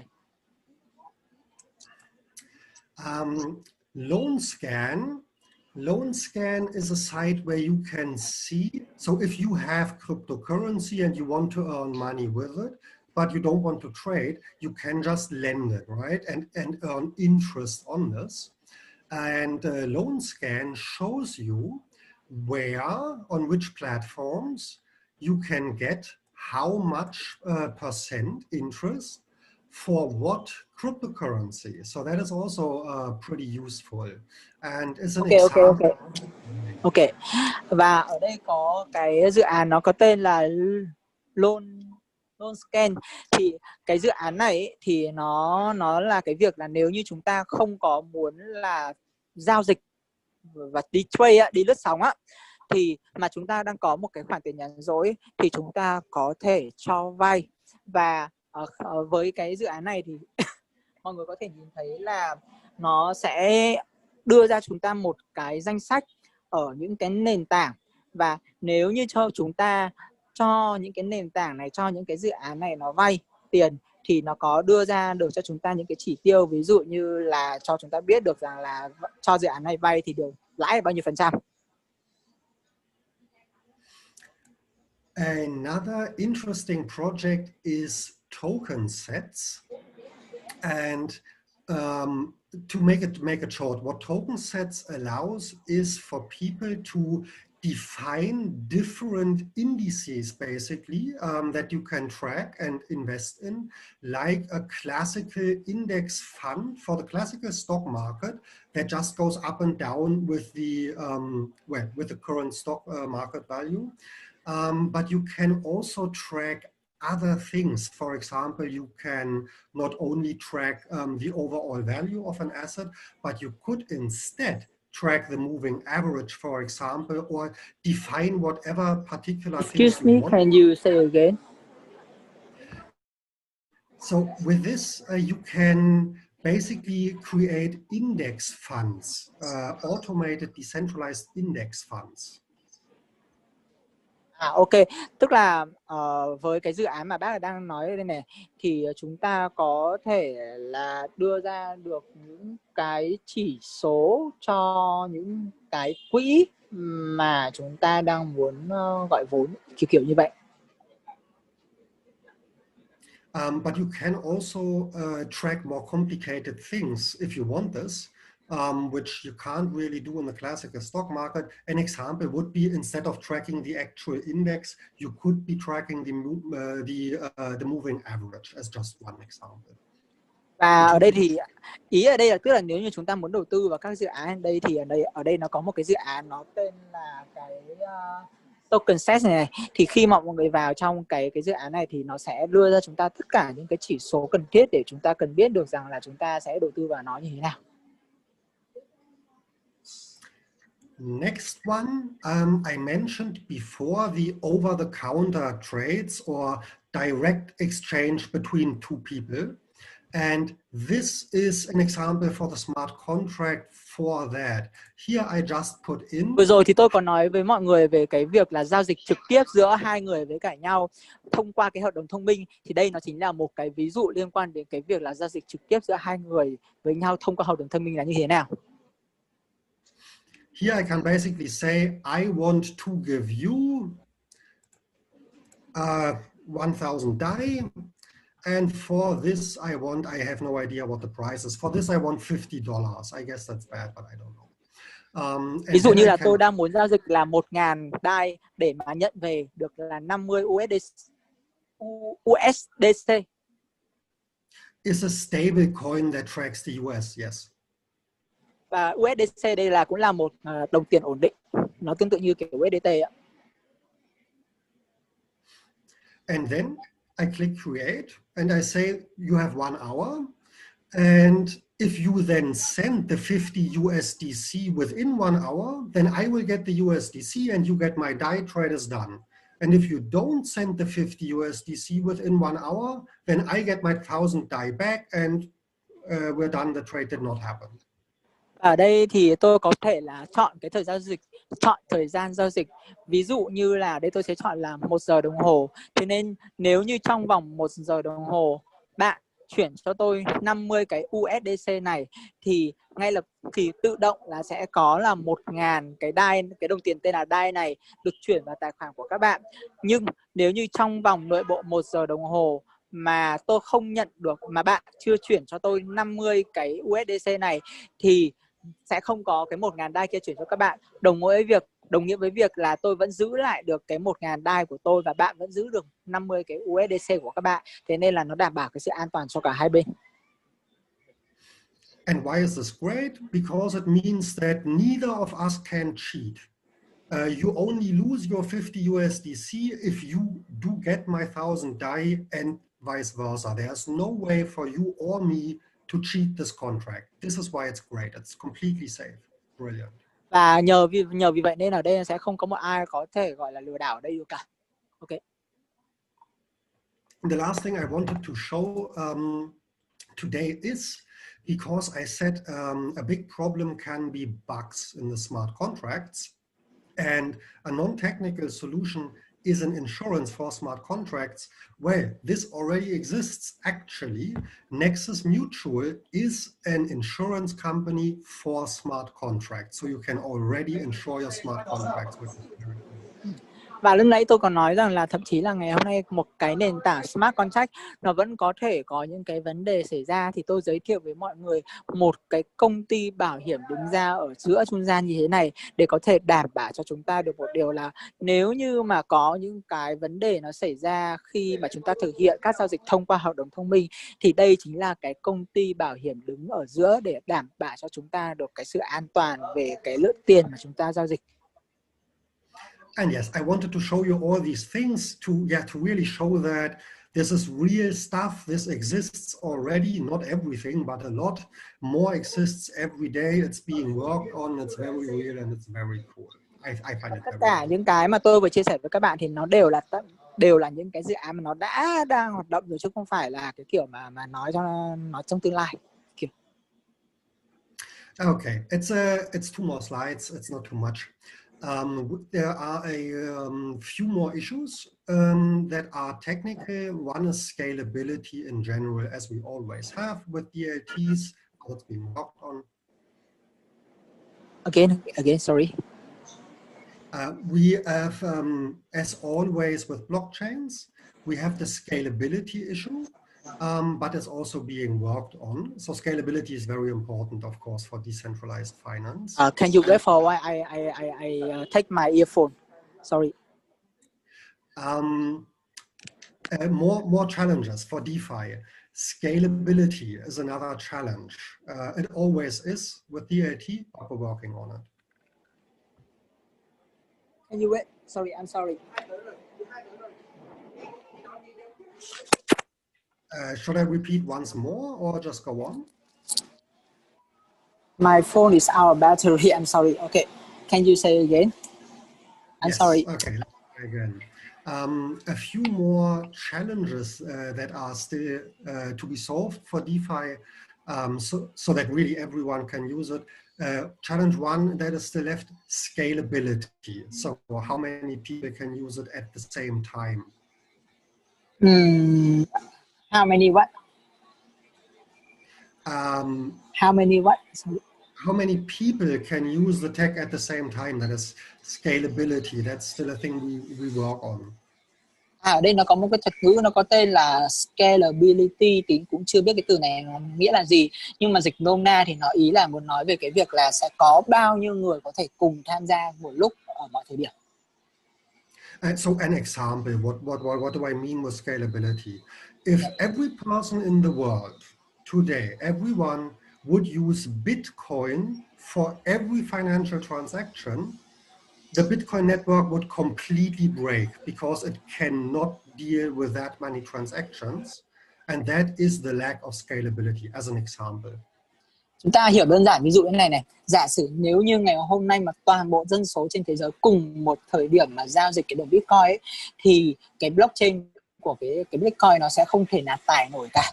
Thì đấy chính là cái ý mà tôi nói về cái việc là cái số lượng người có thể tham gia vào cái giao dịch của cái đồng tiền đấy ở tại cùng một thời điểm trên cái nền tảng blockchain đó. And then the last problem is, it's not a real problem, but it is a factor to consider. This is all quite new technology, and some of the things that are used or will be used soon are very fresh. They are not established for a long time. They are not yet proved to be completely secure. So there is a little bit of danger, as always, when you work with very, very new technology. Và có một cái nữa ở đây, đấy là bởi vì là cái công nghệ này nó mới, thế nên là ở đâu đó trong những cái, bởi vì nó quá mới như thế, thế nên là trong những cái quá trình mà chúng ta thực hiện những cái giao dịch hoặc những cái nghiệp vụ thì nó sẽ có đâu đó những cái lỗ hổng hoặc là những cái mà nó chưa thực sự được gọi là đảm bảo 100% ở đây, mà chúng ta cần phải có thời gian chúng ta mới phát hiện được ra nó là những cái lỗ hổng như thế nào. Nhưng mà những cái này thì nó chỉ là những cái phần nhỏ xíu thôi, nên nó cũng không đáng để chúng ta đưa vào trong những cái quan ngại của mình. Now these problems might sound big, but they're very solvable, and they are being worked on very hard by basically everyone in the crypto space. Looking at the big picture, the way worse problem than the technical issues, as always, are the governments and the lawmakers. They are the bigger problem here. Và một trong những cái mà vấn đề lớn nhất mà chúng ta đang cần phải đối diện ngày hôm nay, nhưng thực tế nó cũng không phải lâu nữa, bởi vì chúng ta bắt đầu đã có được những cái thương thảo rồi. Đấy chính là cái việc mà chúng ta phải đối diện với những cái đạo luật của chính phủ và những cái nhà làm luật ở đây, bởi vì là họ sẽ luôn luôn là phải có những cái sự can thiệp vào để đảm bảo được cái sự kiểm soát của họ. Nhưng mà cái này chúng ta cũng không phải lo nữa, bởi vì là ngày hôm nay thì đã ngày càng ngày có những cái sự thương thảo và đưa ra những cái luật pháp cho những cái này rồi, nên chúng ta không phải lo. One aspect of this is that the laws and regulations are always behind. Politicians usually are slow. They're always behind what is technically possible. This means even 2 or 3 or 5, maybe 2 or 3 years ago, I could tokenize my car and then sell you half my car. But would the law accept this? Would a court, a judge accept this? That's a different question. And before the laws and regulations are not there fully, there are dangers, or that there are things that we can do technically, but we can't do really. Và ví dụ như thế này nhá, tức là ví dụ như cách đây 2 đến 3 năm, khi mà luật pháp họ chưa có được cái sự bảo hộ đối với cả những cái giao dịch thông qua cái nền tảng tài chính phi tập trung này, thì ví dụ cách đây khoảng 2 đến 3 năm, giả sử như là tôi token hóa cái xe ô tô của tôi chẳng hạn, và sau đó là tôi bán cái số lượng token tương đương với cái giá trị là 1/2 cái xe ô tô đi, thì nếu như mà khi mà chưa có cái sự can thiệp của luật pháp bảo hộ vào, thì đâu đó là nó sẽ có những cái rủi ro, mà đâu đó sẽ có những cái rủi ro khi mà luật pháp nó đưa vào. Thế nên ở đây ý tôi muốn nói rằng là nó sẽ có những cái rủi ro liên quan đến cái việc là công nghệ thì không vấn đề gì cả, nhưng mà một khi bố làm luật, bố tham gia vào thì nó lại trở thành vấn đề của chúng ta. Mọi người hiểu ý chỗ này không ạ? Dạ. Yeah, and another problem. So the good news regarding laws and regulations is that all the countries, basically, except maybe China, North Korea, or something like that, but all the countries realize that blockchain and DLT is going to change the world, which is why all the countries are finally trying to get the proper laws and regulations out. Because, if my country is late, then the other country will make more money. And so this is why good for us. Và có một cái, nhưng mà chúng ta cũng có một cái tin vui, đó là chúng ta nhìn thấy được rằng là ngày càng có nhiều quốc gia tham gia vào cái sự chấp thuận và đồng hành cùng với cả cái kỷ nguyên của cái ngành kinh tế phi tập trung này. Tất nhiên là trừ một số quốc gia củ chúa như kiểu là Bắc Triều Tiên hoặc là Trung Quốc, thì ở đây bác không nói đến, nhưng mà đa phần là các quốc gia trên toàn cầu hiện tại đang ngày càng ngày thể hiện được cái sự thân thiện và cái sự ủng hộ của mình đối với cả cái kỷ nguyên công nghệ này rồi. And the very final thing is, of course, money is also control. If your money is on the bank, you do not control your own money, the bank does, and the bank usually listens to the government. So in the end, the money is on the bank, the government controls your money, which is good for the government. The government likes control. If your money is not on the bank, but it's all on your own wallet, the government no longer controls your money, and the government doesn't like that. So how much will they allow? We will see. The future will show. But usually, we will see how much the government's allow. Và một trong những cái khía cạnh để mà chúng ta có thể đánh giá được liệu khoảng bao nhiêu % chính phủ sẽ hoàn toàn chấp thuận được cái sự tham gia của cái nền kinh tế phi tập trung này, đó chính là cái khía cạnh về kiểm soát tiền bạc. Tức là thế nào? Tức là thế này. Giả sử như ngày hôm nay khi mà chúng ta chuyển tiền vào trong một cái tài khoản ngân hàng, thì lúc này ai sẽ là người kiểm soát cái tiền đấy ạ? chính là chính phủ, chính là ông ngân hàng trung ương, đúng không ạ? Nhưng mà nếu như ngày hôm nay chúng ta để tiền của chúng ta vào trong những cái ví cá nhân của chúng ta thì rõ ràng là chính phủ hoàn toàn không còn cái quyền kiểm soát và quản lý cái tiền bạc đấy của chúng ta nữa.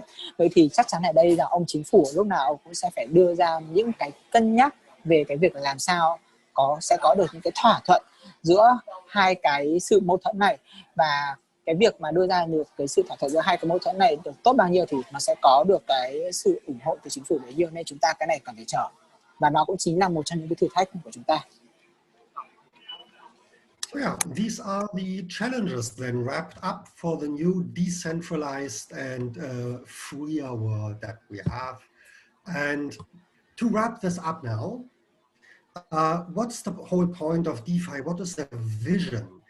It is everything I mentioned and more in every conversation, and the full control you in your hand over all your finances, investments, insurance, assets, everything that you have, you can do with it as you want because you control it and nobody else. And you are way more flexible than you have ever been.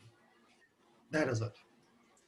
Vậy thì ngày hôm nay cái tầm nhìn của chúng ta đối với cả cái ngành kinh tế mà phi tập trung như thế này, đấy là cái gì? Đấy là khi mà chúng ta càng đi sâu và chuyển dịch những cái tài sản của chúng ta vào trong cái nền kinh tế phi tập trung như thế này thì chúng ta sẽ ngày càng có được cái sự tự chủ và cái sự kiểm soát đối với cái quyền năng kiểm soát đối với cả những cái tài sản mà chúng ta đang nắm giữ ngày hôm nay, thay vì là cái việc chúng ta để cái tiền bạc và cái tài sản của chúng ta để bị kiểm soát bởi một cái bên thứ ba nào đó. That was it from my side. That was my part. I hope it wasn't too boring. I hope you could learn some things or get excited a bit. I find it pretty exciting. Yeah, so I am finished now. Và đó chính là cái phần của tôi, và tôi hy vọng rằng là cá nhân tôi khi mà tôi học và tôi biết được đến những cái thực tế này thì tôi cảm thấy rất là hứng khởi, và tôi cũng hy vọng được rằng là các bạn khi mà đã nghe về những cái thông tin trên thì các bạn cũng sẽ cảm thấy là phấn khích hơn với cái tương lai tiền tệ của chúng ta.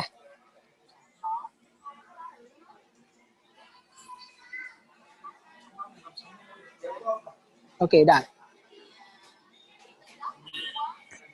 Ok, thank you Benjamin, thank you Mr. Tin. Cảm ơn các anh chị đã lắng nghe, vừa xong là những chia sẻ của Benjamin. Các anh chị ạ, Benjamin là CTO của công ty, vậy nên anh ấy là một người rất khi là ít xuất hiện trước rất nhiều người như thế này. Và buổi tối ngày hôm nay thì không khí của Việt Nam chúng ta với hơn 200 người tham gia buổi Zoom. Lúc nãy thì lúc mà MC Hoàn Thảo có để ý thì có khoảng 240 người tham gia buổi Zoom tối ngày hôm nay, thì có vẻ là anh ấy hơi hồi hộp và hơi lo lắng, nên lúc đầu tiên anh ấy có chuẩn bị cái tai nghe nó chưa được tốt lắm, nên là rất mong là các anh chị thông cảm cho anh ấy. Anh ấy là một người rất là thật, có những gì anh ấy nói đấy, và vừa xong là anh ấy đã dùng những kiến thức của mình để anh ấy chia sẻ tới các anh chị những cái kiến thức và những cái gì liên quan đến đề phi. Chắc hẳn trong đây có những anh chị đã rất giỏi về lĩnh vực này và có kiến thức về lĩnh vực này rồi, thì các anh chị nghe ấy, các anh chị sẽ dễ hiểu hơn là những người mới. Tuy nhiên thì những người mới của chúng ta ấy, chúng ta cứ nghe, khi mà chúng ta nghe đi nghe lại nhiều lần thì chúng ta sẽ có thể là ngấm và chúng ta sẽ hiểu dần. Ngay từ ban đầu ấy, nếu mà em Hoàn Thảo nghe được một lần như thế này thì chắc chắn là em cũng chưa thể hiểu hết. Ví dụ CTO có nói 100% thì em chắc chỉ hiểu được khoảng 60-70% thôi. Vậy nên là chương trình buổi tối ngày hôm nay là em đã cài chế độ là ghi âm lại màn hình ạ, để chúng ta có thể là nghe đi nghe lại để chúng ta có thể hiểu hơn về những cái kiến thức này, được không ạ? Vâng, và phần mong chờ nhất của chúng ta đã đến rồi ạ. Và ngay sau đây thì không để các anh chị phải đợi lâu nữa, chúng ta sẽ cùng tìm hiểu xem chiến lược của công ty là gì, vì sao công ty tự tin nói rằng công ty đi đường dài rất là tốt, và cái cách phát triển của công ty là như thế nào. Và chắc hẳn trong phần này các anh chị sẽ có những cái câu hỏi riêng cho mình. Vậy nên là rất mong là các anh chị hãy nhanh chóng lắng nghe và comment những câu hỏi của mình ngay xuống dưới phần chat, để MC có thể lựa chọn random, là MC có thể là đọc tới CEO của chúng ta, anh ấy sẽ giải thích giúp các anh chị, được không ạ? Vâng, và không để các anh chị phải đợi lâu nữa, xin trân trọng chào đón CEO của chúng ta, CEO Segehek. Các anh chị hãy cho một tràng dãy hello CEO đi ạ, để chúng ta cùng chào đón anh ấy đi ạ. Hello Segehek. Hello Segehek. Hello everyone. Okay. Hello, Now Mr. yeah. Tin will be translator. Okay. Okay. Okay. Yeah, hello everyone. Thank you very much. And yeah, it was now very, very technical. I hope you understand a bit. And yeah, I now want to tell you 15 minutes about how Marketpeak are coming into DeFi now and how we will go in the future. Rất là cảm ơn tất cả mọi người, bởi vì lúc nãy thì chúng ta đã nghe cái phần chia sẻ từ anh Benjamin, và cái phần chia sẻ của anh Benjamin thì nó khá là mang tính kỹ thuật cao. Thế nên là tôi hy vọng rằng là chúng ta có thể hiểu được một phần nào đấy từ cái phần chia sẻ của anh ý. Còn bây giờ thì tôi xin được dành ra thêm 15 phút nữa để mà có thể chia sẻ được với mọi người về cái tầm nhìn, cái chiến lược và cái tương lai của Marketpeak của chúng ta nó sẽ đi như thế nào. Yeah, maybe you saw the DeFi space is very bright, and we started with Marketpeak 1 year ago, and we provided a solution for companies and also for the community, so that we're bringing great companies with the community together, and creating a win-win situation for everyone. Ở đây thì chúng ta cũng đã nhìn thấy được rằng là cái DeFi gì đó thì chúng ta đã cái tương lai của nó rất là tươi sáng, và cái sự hoạt động của Marketpeak thì nó đã hoạt động được trong suốt hơn 1 năm vừa qua rồi. Thế thì cái nỗ lực của chúng tôi ngày hôm nay đấy là chúng tôi phải làm thế nào để xây dựng song hành được cả hai mảng. Cái mảng đầu tiên là sẽ xây dựng được cái công ty nó thực sự rất là vững mạnh, và cái mảng thứ hai được là chúng ta phải xây dựng được một cái cộng đồng nó đủ lớn. Và đấy chính là cái mục tiêu mà chúng tôi đang muốn đưa ra ở đây. So you see here how it works, how Marketpeak works. So you have on the right side the community, and on the left side, so the community can invest with Bitcoin or USDT or Ethereum. They can invest in projects, products, or education. And if something will be bought, then we generate a profit, and this profit we share as commission to the community and also to Marketpeak. And therefore we have here a win-win situation. Và tại sao ở đây nó có thể cái dự án này nó có thể tạo ra được cái sự mà đôi bên cùng có lợi là như thế này. Ở phía bên tay phải của mọi người thì chúng ta có thể nhìn thấy được là cái cộng đồng. Cái cộng đồng này là chính là những người mà chúng ta cùng tham gia và chúng ta bỏ tiền ra để chúng ta mua cái đồng coin ở đây. Và với cái đồng coin này thì chúng tôi sẽ làm gì? Chúng ta sẽ dùng cái tiền đấy để mà đưa vào, đầu tư vào những cái dự án. Chúng tôi mua và sở hữu những cái sản phẩm, và chúng ta đầu tư vào những cái dự án giáo dục, và tất cả những cái này nó sẽ đều là những cái mà nó mang lại cái nguồn lợi cho chúng tôi, và sau đó chúng tôi sẽ chia được cái nguồn lợi này, một phần trả về cho Marketpeak, một phần chi trả lại cho cộng đồng nhà đầu tư. Và đó chính là lý do vì sao mà nó tạo ra được cái win-win situation, là cái đôi bên cùng có lợi. Yeah, and also we have already we have also our own Peak token, and our Peak token is already listed on the Ethereum blockchain, and it's a utility token that is required for discounts for projects and products. You get more commission on the rewards plan, more voting power later for the DeFi, and you can use it for our DeFi platform and staking, which will coming in October and November. Và ở đây thì tôi đang nói về cái sự phân phát cái đồng Peak token này. Thế thì khi mà chúng ta có cái đồng Peak token này, nó chính là cái đồng token mà nó đang hoạt động trên cái ví blockchain của. Can you show me the screen again? Yes, someone just painted there, therefore I don't remember. I need to see the screen. Yeah. Wait a second. Oh yes. Và vậy thì cái đồng token này làm gì? Cái đồng token này nó rất là cần thiết đối với cái việc là nó sẽ phục vụ cho nó sẽ làm giảm giá được cho những cái chi phí trong cái dự án này. Rồi nhờ cái đồng token này nó cũng sẽ giúp làm giảm đi cái chi phí cho những cái sản phẩm, và nhờ vậy nên là nhờ giảm bớt được cái chi phí đó nên cái hoa hồng và những cái phần thưởng nó sẽ được cao hơn cho những cái người mà đóng góp vào cái dự án này. Và đồng thời nữa là nó sẽ giúp cho có được cái quyền lợi, nó giúp cho cái việc mà cái quyền bầu phiếu, quyền bầu cử ấy nó sẽ cao hơn khi mà chúng ta đưa cái dự án này ra ngoài công chúng, bởi vì là mọi người hiểu ý là khi cái đồng token này nó trở thành một cái tài sản có giá trị thực á, thì nó có tiếng nói hơn khi mà chúng tôi mà công bố cái dự án này ra ngoài công chúng và cùng với những cái sản phẩm của nó. Ok. Yeah, and also our Peak token is already listed on 6 exchanges, on Probit, Uniswap, Peak B2B, Bbox, Balancer, and Coinsbit, and they are on the top of CoinMarketCap, and also we are listed on CoinMarketCap.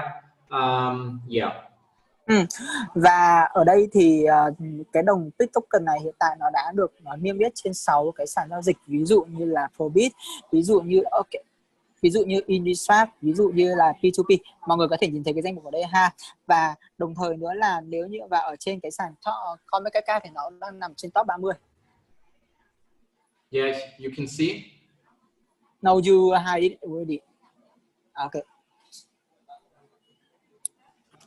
Đó, bác ấy đang mở chúng ta cái CoinMarketCap và bác ấy đang cho chúng ta xem cái chỉ số, cái thông tin của cái đồng này ở trên CoinMarketCap như thế nào. So you see here that we are on CoinMarketCap, and you see here the exchanges where we are listed. So that's amazing. Đây, khi mà chúng ta đánh cái tên đồng Marketpeak ở trên sàn Marketcap này vào thì đầu tiên chúng ta sẽ nhìn thấy được là các cái sàn giao dịch mà đồng tiền này hiện tại đang được niêm yết trên đó. Rất là tuyệt đúng không ạ? Okay.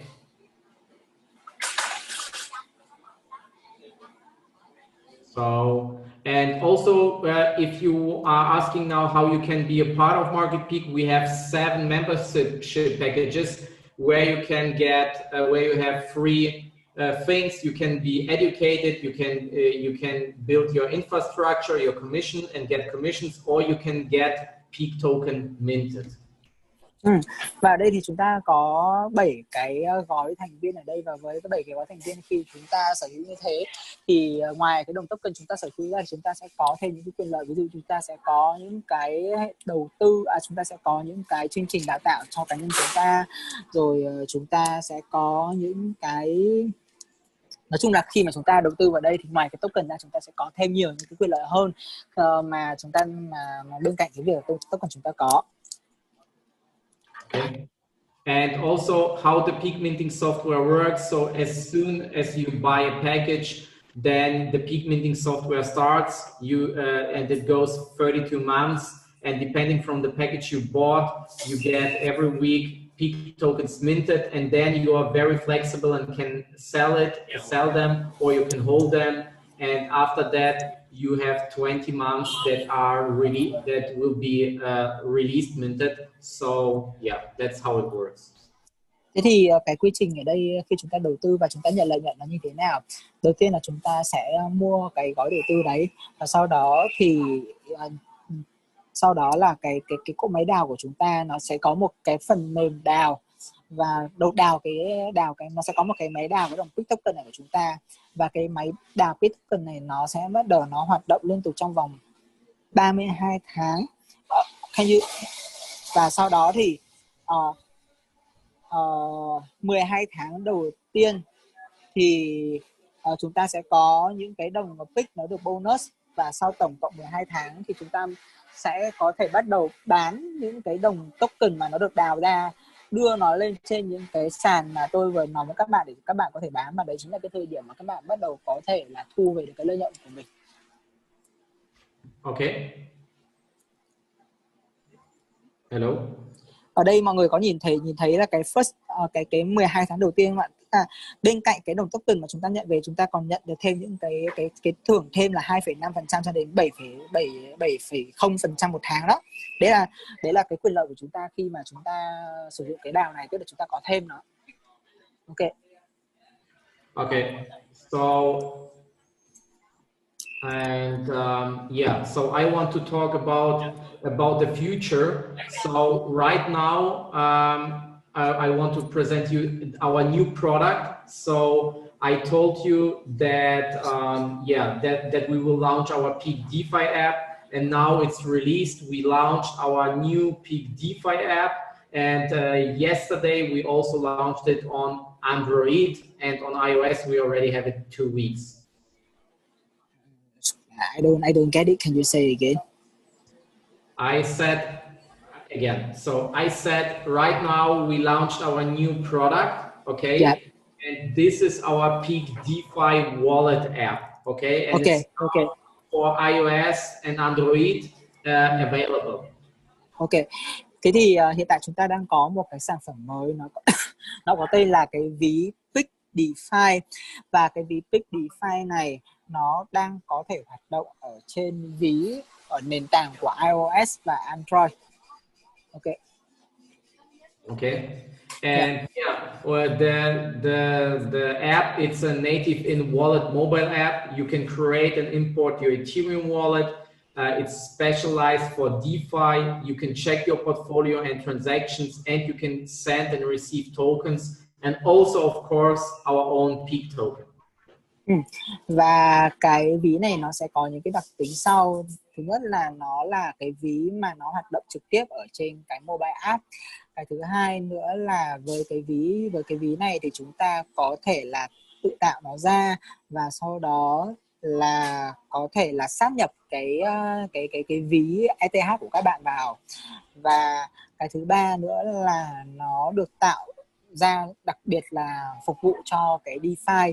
Và với cái ví này thì các bạn hoàn toàn là có thể kiểm tra được những cái danh mục tài sản của các bạn, và các bạn có thể là kiểm tra được toàn bộ tất cả những cái lịch sử giao dịch của các bạn. Và với cái ví này thì đương nhiên rồi, các bạn sẽ có thể gửi và nhận những cái đồng token, và đương nhiên là có thể gửi và nhận cái đồng token của Peak.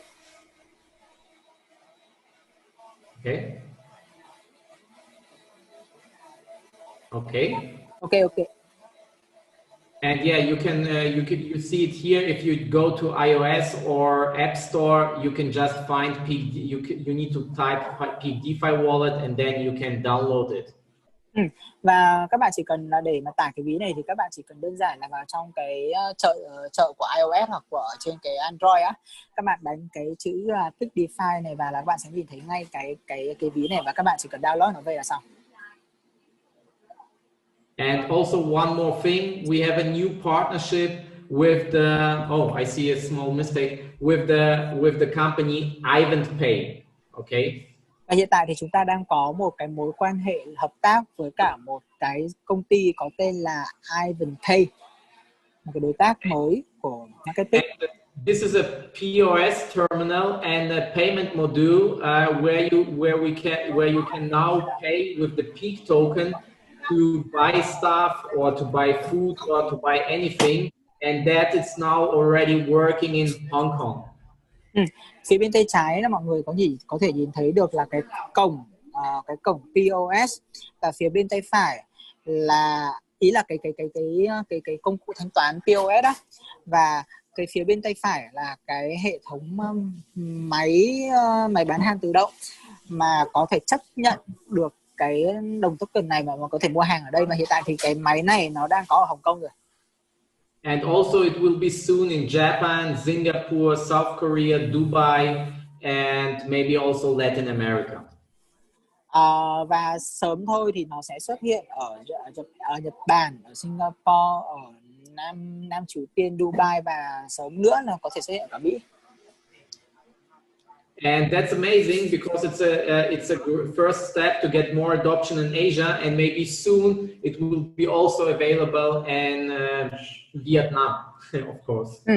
Và đây là một cái điều rất là tuyệt vời, bởi vì là đây chính là cái thứ mà chúng tôi muốn cho các bạn thấy là những cái bước đầu tiên để đưa được cái sự hòa nhập và cái sự chấp thuận của cái đồng token này ở khu vực châu Á nói chung, và tôi hy vọng rằng là sẽ sớm có ở Việt Nam của các bạn nói riêng. And I have a surprise for you. Today we released a video where you can see how you can pay with the Peak DeFi wallet with Peak token, the first product, so first coffee, for example, on this terminal. So today it's a premiere, and I want to show you that. Và ngày hôm nay có một cái món quà, một cái video mà tôi rất là vui muốn chia sẻ với các bạn. Đây chính là ở tại cái cỗ máy mà bán hàng tự động này. Và với cái cỗ máy này thì chúng ta sẽ sử dụng nó như thế nào với cái ví DeFi đấy và với cái Pick token, thì bây giờ tôi sẽ cho các bạn xem. Hi Marketpeak community, you can use Pick token in real life through cloud. Các bác ấy đang hướng dẫn cho mọi người là sử dụng cái đồng Pick token này để mà mua ở cái máy này như thế nào. Marketpeak and Chọn Marketpeak. okay. Open Pick DeFi wallet. Sau đó là mở cái DeFi wallet ra, mở cái ví DeFi ra. Sau đó là scan cái barcode Send. và gửi. Okay.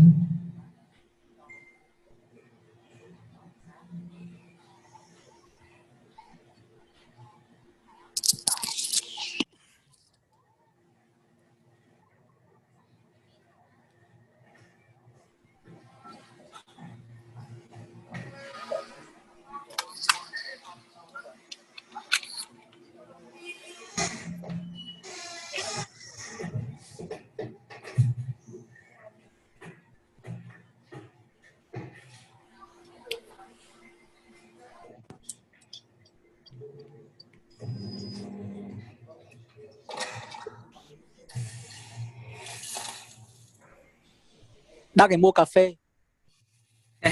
And now you see that he gets coffee, so it's amazing. It's amazing that we have already a use case. Đó, mọi người thấy không ạ? Nó rất là tuyệt vời và bây giờ chúng ta đã có thể mua được cà phê ở UK rồi ạ. In UK, right?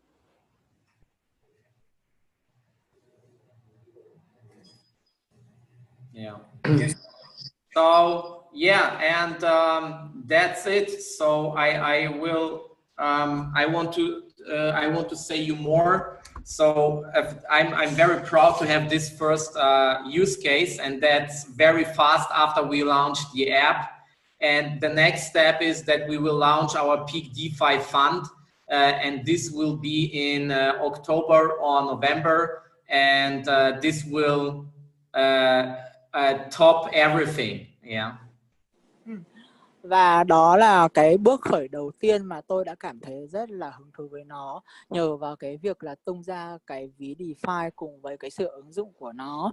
Và cái bước thứ hai nó cũng là cái bước mà tôi đang rất là mong chờ, đấy là cái việc mà chúng tôi sẽ phát hành ra thành lập cái quỹ DeFi. Và cái quỹ này thì nó dự tính là sẽ được tung ra vào tầm khoảng từ tháng 10 đến tháng 11. Và cái ngày mà cái quỹ này nó được tung ra thì nó sẽ thay lời nói tất cả, và tôi cũng không cần phải nói gì, tự các bạn sẽ kiểm chứng nó như thế nào. Yeah, and the next step is also if we launch our Peak DeFi fund, then we will also want to list on a tier 1 exchange, and that will be Binance, Huobi, OKX or Qcoin. Và sau đó thì chúng ta sẽ bắt đầu có thể là niêm yết được cái đồng tiền này của chúng ta ở trên những cái sàn rất là lớn, kiểu như là Binance, Huobi.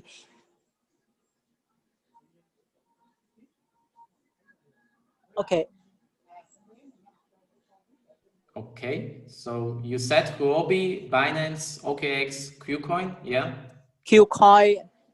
Yeah. Mấy cái sàn giao dịch lớn đấy ạ. Ý là bác ấy nói là tương lai là sẽ niêm yết được cái đồng Pick token này trên những cái sàn top như là thế ạ.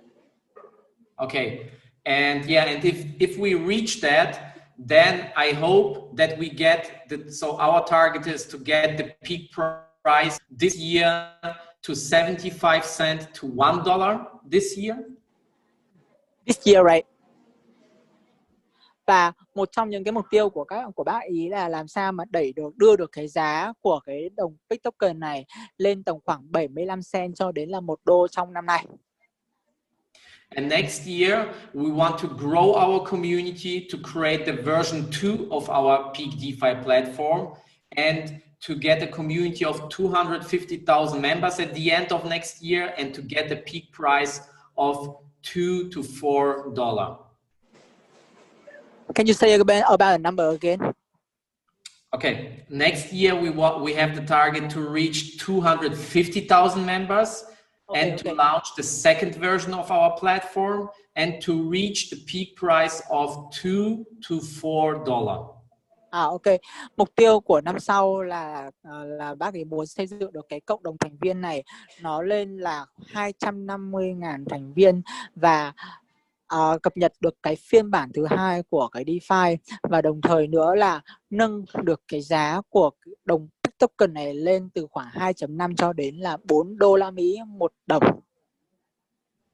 Yeah, and and that's it. So that's the next goals, and I'm very, very proud that the Vietnam team is on board, and you share with us the vision. Yeah, and hope we will grow bigger and bigger, and that we have with you in future the whole Asia market.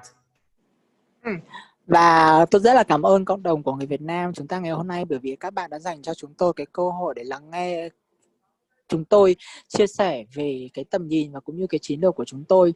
Và chúng tôi hy vọng được rằng là cùng với cái cộng đồng của người Việt Nam chúng ta ngày hôm nay thì sau năm sau chúng ta sẽ có thể cùng nhau được thống lĩnh toàn bộ cái thị trường châu Á cho năm sau. And you also, I want to say also a big thank you to your leaders. Yeah, you have great leaders who do many webinars and who do many coachings for your community, like Long, like Tommy, and so you have really, really great leaders, and just want to say thank you and just go on how it is right now, and you will be very big. And it's just the beginning because after we launch our platform, it will be a much better growth than right now we have. Sorry, I just lose my connection. Can you say again? I just lose my connection. Okay, I said I want to say thank you to that you have great leaders. Like Tommy, like Long, they do great webinars, they coaching you, and also other leaders. So thank you. You have a real great community, and it's just the beginning. After we release our platform, it will be much, much bigger. Ok, và tôi muốn gửi một cái lời cảm ơn đến những cái người leader của các bạn ngày hôm nay, chính là Tommy, chính là Long, bởi vì những người leader này chính là những người mà đã rất là nhiệt tình trong cái việc là đưa ra những cái sự đào tạo và những cái buổi họp liên tục ở trên những cái webinar của chúng ta. Và cũng chúc mừng được Long và Tommy là bởi vì các bạn đã bắt đầu có được một cộng đồng của các bạn rất là lớn. Và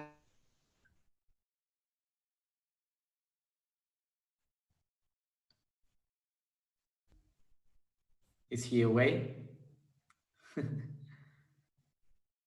Wenn nicht, dann mache ich es mal weiter. Na, kann man mich hören? Yes, yeah. Để em Long dịch tiếp.